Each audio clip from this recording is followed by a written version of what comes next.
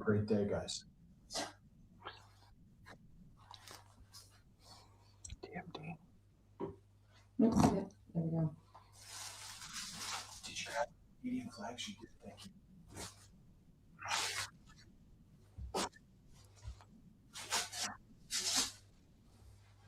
Good afternoon. It is Saturday, January the 31st, and live from Copenhagen is Ken Harbaugh and Denver Riggleman, who have just participated in the no words silent protest of Danes marching by the United States Embassy filled with many veterans. We were talking just a few moments before we got on. This was a powerful experience for both Ken and Denver. Good afternoon, guys. How are you? Doing good. Thanks Awesome. for having us, Steve. Well, take us inside. What happened today in Copenhagen? It was an extraordinary event, start to finish. Over 10,000 Danes gathering to not only express their bewilderment at the statements of our president and the decision of the embassy, this story just broke, to remove flags that were planted across the sidewalk from the embassy in public flower gardens honoring Danish war dead. They had the names of the Danish soldiers killed in Afghanistan and Iraq on the flags, and they were still removed. That generated such outrage in this country that the name of the protest couldn't be called anything else but no words. They literally could not articulate how frustrated, how angry they were at the actions of the Trump administration. But they made a point in every conversation we had today to say they're not mad at Americans. They love America. That partnership goes back generations. Veteran after veteran told us stories, and I'm talking about Danish veterans, of Americans coming to their aid. Obviously, that crescendoed after 9/11 when they came to our aid. The only time in the history of the NATO alliance that Article 5 has been invoked was when NATO came to aid the United States when we asked for help. And that long march from the Castel, the Citadel, the fort overlooking the entrance to Copenhagen Harbor, a historic fort with the cannon emplacements, down to the U.S. Embassy, was one of the most moving, emotional experiences I have ever had as a veteran. Yeah, and there's a picture, I think, that you have of a almost 80-year-old veteran of the Congo. He was telling me World War II stories. He goes, "I'm sorry, my English isn't very good. I was taught in the Congo," wow. Right, English. But he said something, he goes, "I'm not going to live much longer." There he is. He goes, "I'm not going to live much longer, but it's good to know that Americans still have my back." And I was walking with him, so I decided to walk the whole route with him. And I kept asking him, "Do you want me to help you carry the flag?" He goes, "No, that is my job." And he's almost 80, and the flag, I tell you, the wind was whipping, wind chill was 6 degrees. And to walk with those people, to have somebody who I would thought might be angry, enraged, he was a little stunned. I'm not going to lie. He goes, "Trump is bad for America. We want America back," which is incredible to hear, right? I mean, just from somebody, on the street, but that man right there, I think, represents the reason we were there today. Yeah. Did you see anybody looking out from embassy windows? No, the embassy staff and the ambassador, most of all, were hiding. Absolute cowards. And they had the gall, the ambassador had the gall to come out and make a statement without any mention of Donald Trump disparaging Danish contributions to our war effort in Afghanistan. He said, "We've never asked anything of the Danes." This is what President Trump said. "We've never asked anything of the Danes. They've never done anything for us. They stayed behind the front lines." If there's anything to apologize for, it might begin with replacing the flags, but it's the entire U.S. posture towards Denmark and towards Greenland. That's where the Danes need the real apology. We were talking right before we started, and our friend Mary Corcoran told the story about you were bringing an American flag to the event and the response and the conversations that followed. Will you tell us a little bit about that? I wish, Mary could say, talk about it too on camera, because for me, as soon as the American flag was seen, when I first came out, people were looking at me like, "Who is this guy?"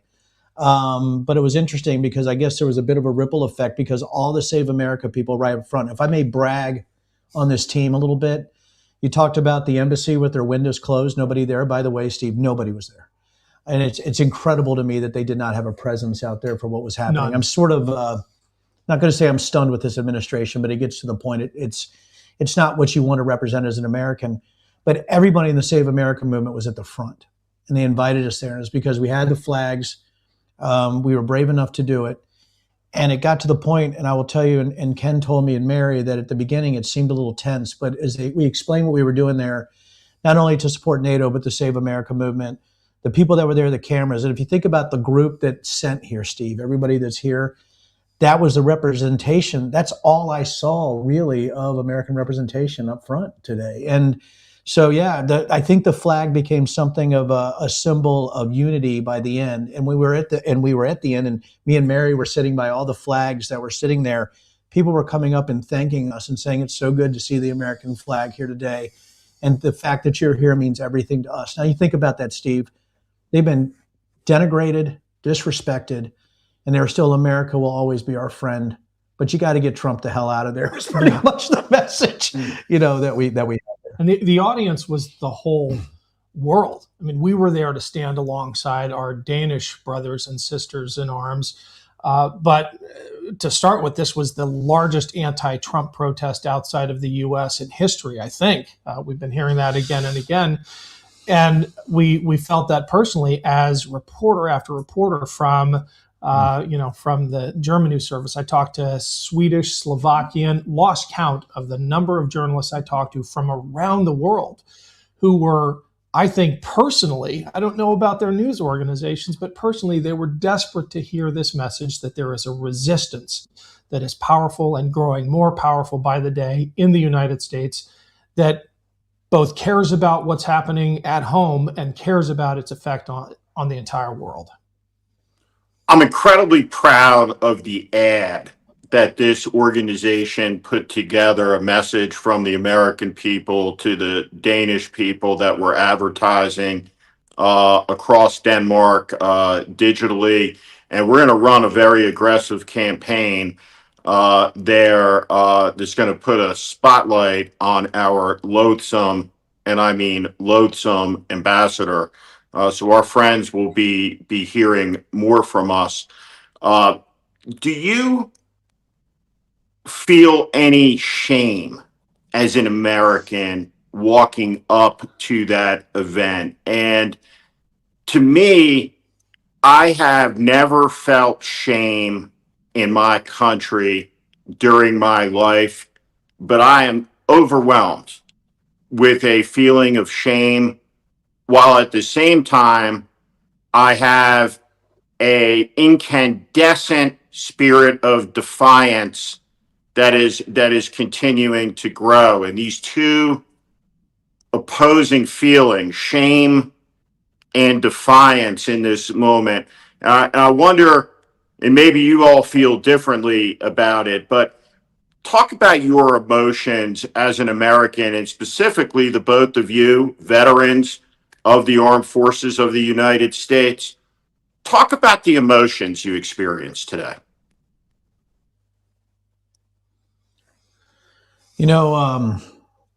That's a hell of a question for me and Ken right now. So Mary and I were at the front with the flags. I had the little American flag. It was to a point, actually. We thought we were going to carry the big flag, Steve, but talking to the organizers, I think they even felt a little bit of a twinge that maybe that's not a great idea when they said carry the smaller flags. So I was looking there at the embassy when I turned around, Mary and I, when we were calling out the names of the 44 dead Danish soldiers, I looked up at the American flag on the embassy, and I had the same feeling of massive trepidation mixed with anger. That we are Americans, damn it. And why as Americans, everything that we've done and all the oaths that we've taken, putting ourselves in harm's way. Even today, right? Marching with these incredible people. Why am I looking at my American flag across the embassy and there's nobody there? There's nobody home. And I felt like we were really a bit alone. And it scared me a bit. Not scared like me wanting to run into the shadows, but scared me about what we represent in the future for the generations of the Danes and our NATO allies. And it scared, my own feelings scared me a bit, because the anger was, I want my flag back. I want it back. And that's really, and I don't have to, I think, wax philosophical about this. It was literally trepidation, embarrassment, rage, but still this pride of being an American and knowing that somehow we were there. We could take back sort of the sanity of this country and maybe our soul a bit. Yeah, I felt deep shame in my government, in the Trump administration's insults, because they trickle down, they cascade down upon us. We were holding the American flag, and people were looking sideways at us. But it hit me hardest as they read out the names. You might have to finish this for me, Denver. As they read out the names of the Danish war dead, as every single flag was replanted, because remember, the American embassy took them out, as the flags honoring the Danish war dead were replanted, and some of them were replanted by family members. A woman brushed past me in a bit of a hurry, and as someone pushed me aside, she said, "That's one of the wives." And she had to get through the barricades to get up there in time. And then I noticed who was planting the flags, and there were children holding flags in front of the U.S. Embassy, replanting them in honor of a fallen father or mother. And it's hard not to feel anything but shame in a moment like that. And the juxtaposition between those flags of honor planted in front of us and the American flag looming over them, it's going to be hard for me to process that, and it's going to take a while, having sworn my life to that flag at one point. Talk about, if you will, I've taken the constitutional oath. It was a very meaningful experience in my life, and I viewed the taking of that oath to be a permanent oath. Talk about your oath and its importance in your life. Denver, you've taken it as a member of Congress. You've taken it as an Air Force officer. Ken, you've taken it as a naval officer. It's been a while since you guys have had the uniform on. The oath doesn't end when you take the uniform off, does it? No. And it's something that I never thought we'd have to remind veterans of in the context of defending against their own government. But that's where we are right now. I remember thinking about that line, against all enemies, foreign and domestic, as kind of hyperbolic at the time. When could we possibly have to take up, well, I won't go there yet, but when would we possibly have to defend our nation against domestic enemies? But we have domestic enemies at the very heart of our government that are trying to undermine what we swore the oath to, that violate the Constitution as easily as they breathe, that make a mockery of the oath that we swore, and that by denigrating Danish war dead, they denigrate the service and sacrifice of every American who served alongside them. We know when Denver, we take the oath, Steve. Go ahead. Go ahead, Steve. No, go ahead. No, go ahead, Denver. I was just going to, I think, and I'm not trying to summarize Ken, but I'm going to. It's a lifetime obligation. It's that simple. It's a lifetime obligation. And, I took the oath as an enlisted troop, a commissioned troop. I've taken the oath as a congressman on the J6 committee. I took the oath. So it's been oath heavy for me, Steve.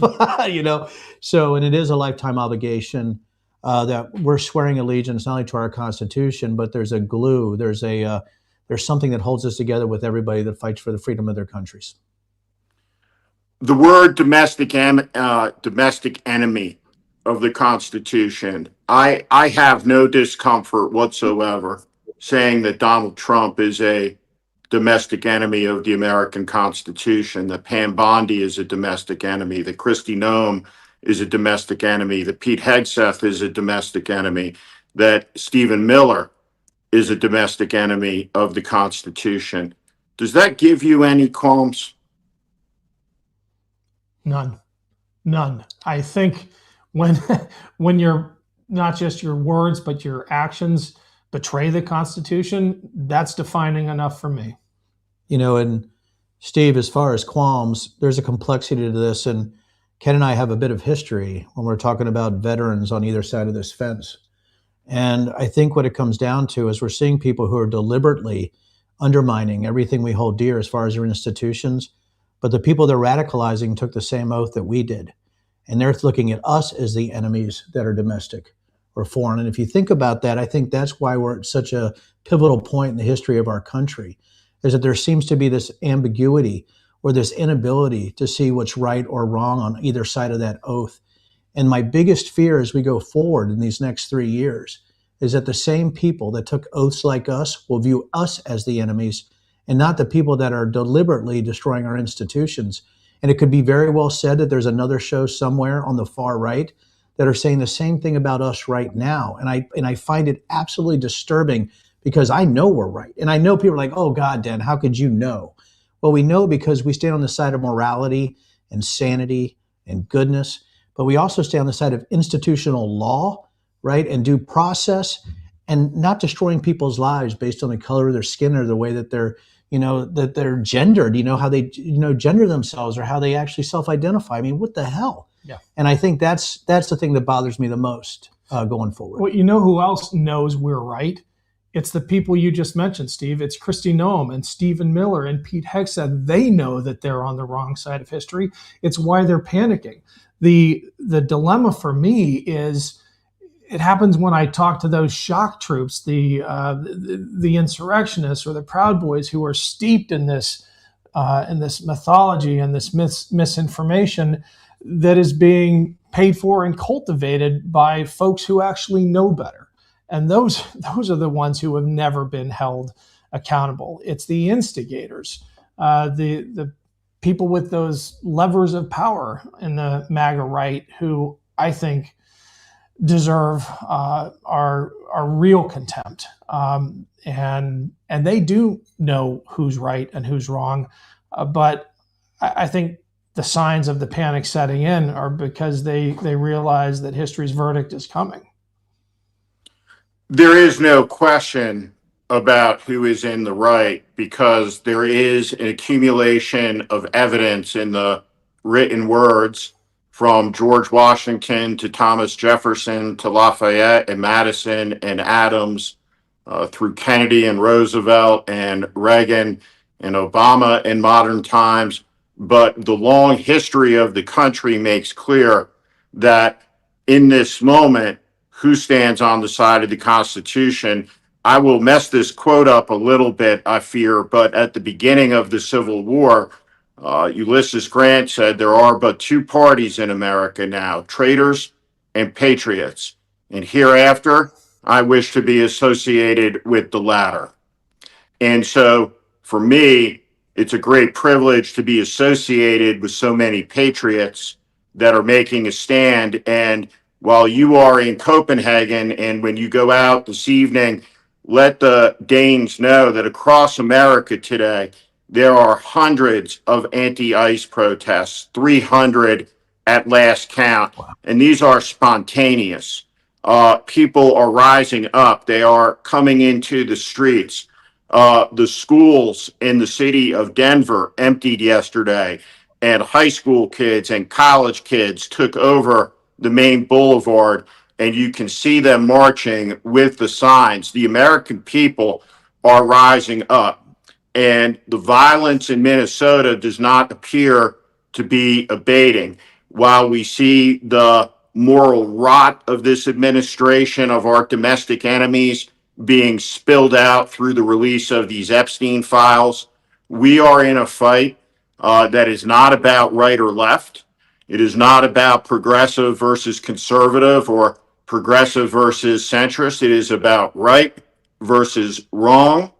And it is about appeasement and surrender versus standing up and fighting back. And that's the choice. neutrality, as Elie Wiesel said, never favors the oppressor. It never favors the victim, only the oppressor, only the oppressor. And so there is no neutral space anymore in America. By refusing to take a stand and sitting down, that is a stand, standing with the domestic enemy, standing with the oppressor. And so as these months unroll ahead, we're going to have some very, very difficult days. We're going to have more death. We're going to see more violence. We're going to see more government lawlessness. We will see insanity increase, but we will prevail. And I wonder, I've always had, during my experiences traveling around the world, a fresh perspective on America when I've returned. And I wonder how you feel about America through the experiences that you've had in Greenland, in Denmark. It always gives you a new view. And tell us about that view being shaped by this trip. Steve, I guess we'll have to see how that plays out in the coming days as Denver and I come home and we readjust. But one of the lasting impressions for me is going to be the realization that the resistance to fascism is global. And people understand the centrality of America's role in the world, and that if America fails as a democracy, that failure is going to reverberate around the democratic world. I lost count of the number of people who came up to me today asking how we were, how I was, who talked about Minneapolis, who talked about the American brown shirts that have taken over the streets of a major American city. Remember, these are people who have dealt with this before. We have something we can learn from the European and Danish experience here. And I think Americans need to take that to heart when our allies, our closest friends in the world, are describing a government agency in the United States as America's brown shirts. We better pay attention. You know, Steve, I was in a house, and Ken knows who it was, right on the water there in Greenland, right in Old Town Nook. And I get this feeling from Peter, who we were talking to in this house. It was this: they want their loved one back. That's it. They want us back. They want the people they love back, that beacon of democracy they talked about today. He said, you guys were always our big brother, which was an amazing statement, right? I mean, come on, Steve. I mean, we want our big brother back. I know. And I remember I was standing out talking to him after we were done. He was looking across the water. And he goes, really, would the Americans come here to hurt us? They've been our friends our whole lives. I mean, so I think that, again, I would summarize the feeling is that they just want their loved one back. They want their big brother back, and so we're going to have to kick Big Brother's ass in the United States. That's for sure. That's for sure. Or that. Or that, Steve. Last thoughts from you guys? Yeah, still processing the fact that we were invited to walk at the head of the largest anti-Trump rally overseas in history as Americans, I think should remind folks that the sentiment here isn't anti-American, it's anti-Trump. And it is possible to be proud of your country and fiercely loyal to what it truly represents, the promise of the Constitution and the Declaration of Independence, and yet be a dissident in your own country and fiercely opposed to what the current regime is doing. And I'm going to carry that with me until the day we throw Trump out of office. And we saw 5 other Americans there, didn't we, with that sign? Yeah. Did you? So we saw, and I said, hey, they said, we're from Virginia. And one of them actually lived in Manassas, where I was born, Steve, which was pretty incredible. Mm-hmm. But there was one point where I was standing there, right? We had our team. We had Dean from Canada. We had Jakob, right, from Denmark. We had the Swedish person there interviewing us, right? Then we had Louis from the UK. Steve, we had the UN contingent today. NATO. We had NATO in front of the entire actual procession. And I think that's what stood out to me today, is that good people around the world came to support Denmark, and the people that were up front were the people that actually were drawn here by what you all did. And I want to thank you for the invite to me. It meant the world to me, what you allowed me to do here. Thank you. Well, and of course we had Dean Blundell on this trip, That's Canadian. Dean. That's right. And we have, that's what I'm saying, Dean. we also, This just got a lot better looking, by the way. Just wanted to point that out. man, what a trio there. Three blondes. Well, Three blondes, this is not just like blonde, me. Steve. Arctic Right. blonde, Steve. Yeah, that's why. Canadian forces, 158 killed in action during the wars in Iraq and Afghanistan. Bruce Springsteen is in Minneapolis playing today.